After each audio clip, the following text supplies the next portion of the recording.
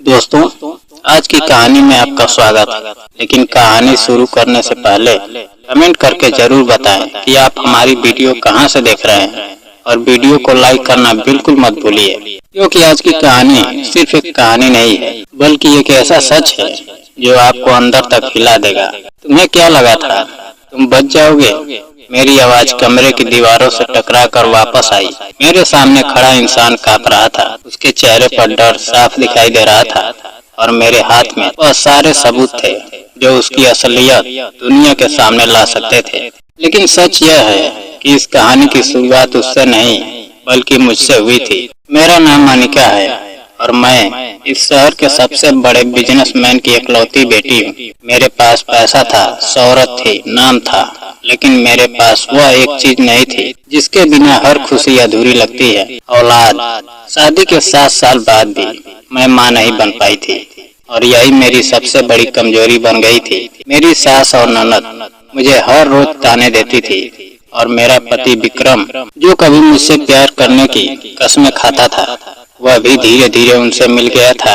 एक दिन dining table पर बैठकर खाना खाते वक्त मेरी सास ने फिर वही बात छेड़ दी और इस बार विक्रम ने भी उनका साथ देते हुए कह दिया कि उसे अपना बच्चा चाहिए और अगर मैं उसे नहीं दे सकती तो वह दूसरी शादी कर लेगा। उस पल ऐसा लगा जैसे मेरे पैरों के नीचे से जमीन खिसक गई हो। मैंने गुस्से, डर और टूटते हुए दिल के साथ एक ऐसा झूठ बोल दिया जिसने मेरी पूरी जिंदगी बदल दी। मैंने कहा कि मैं प्रेग्नेंट हूँ। उस एक झूठ ने घर का माहौल बदल दिया। जहाँ मुझे ताने मिलते थे वहाँ अब मुझे दुलार मिलने लगा।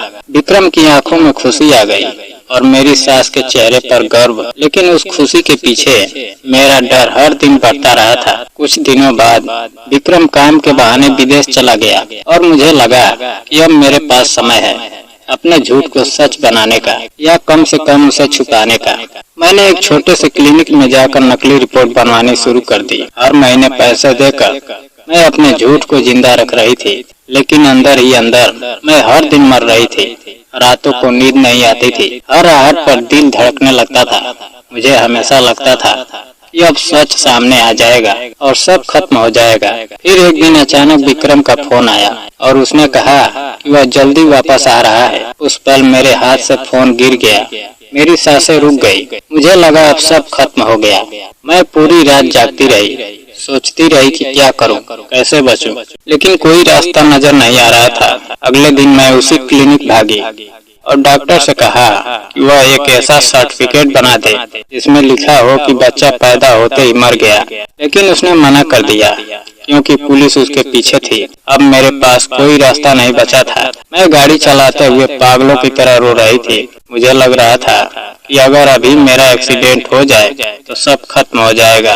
तभी अचानक मेरी गाड़ी के सामने एक छोटा बच्चा आ गया। मैंने ब्रेक मारा और गुस्से में उतरकर उसे डांटने लगी, लेकिन जैसे ही मैंने देखा कि उसके हाथ में एक नन्ही सी बच्ची है और दोनों भूखे हैं, तो मेरा दिल पिघल गया। उस बच्चे ने बताया कि उसकी माँ मर चुकी है और यह उसकी छोटी बहन है। उस पर मुझे पहली बार लगा कि दर्द सिर्फ मेरे पास नहीं है, दुनिया में मुझसे ज्यादा टूटे हुए लोग भी हैं। मैंने बिना सोचे समझे उस बच्ची को अपने पास रखने का फैसला कर लिया। मैंने उस बच्चे को पैसे दिए और उसकी बहन को लेकर घर आ गई और सबको बता दिया कि अब मेरी बेटी है।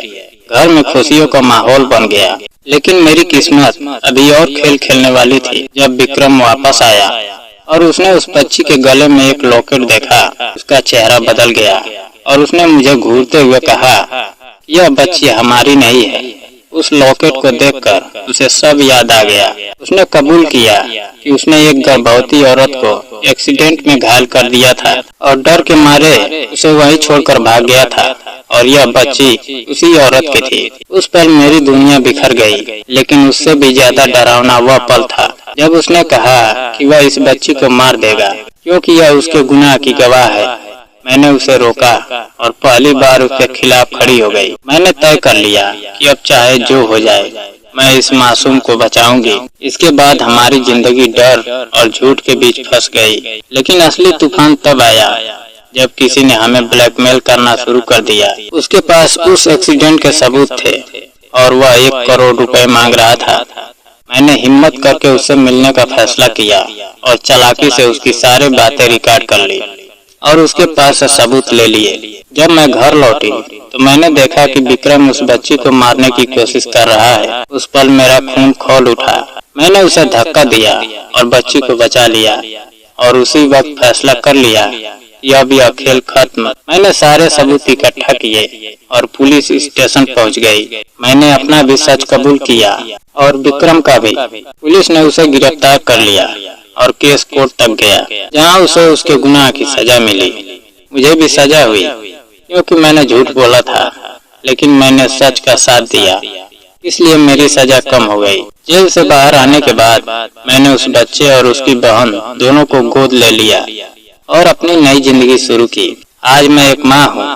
भले ही खून का रिश्ता नहीं है, लेकिन दिल का रिश्ता सबसे मजबूत होता है। मैंने अपने पिता का बिजनेस संभाला और अपने बच्चों को एक नई जिंदगी दी। और आज जब मैं पीछे मुड़कर देखती हूँ तो मुझे अपने फैसले पर गर्व होता है, क्योंकि मैंने आखिर में सच को चुना और यही मेरी सबसे बड़ी जीत है। दोस्तों, याद रखना, झूठ चाहे कितना भी बड़ा क्यों ना हो, एक दिन टूटता जरूर है, और सच चाहे कितना भी कड़वा क्यों ना हो, जीतता जरूर है। अगर आपको यह कहानी पसंद आई हो तो वीडियो को लाइक करें, चैनल को सब्सक्राइब करें और नोटिफिकेशन बेल आइकन जरूर दबाएं ताकि अगली कहानी सबसे पहले आप तक पहुंचे।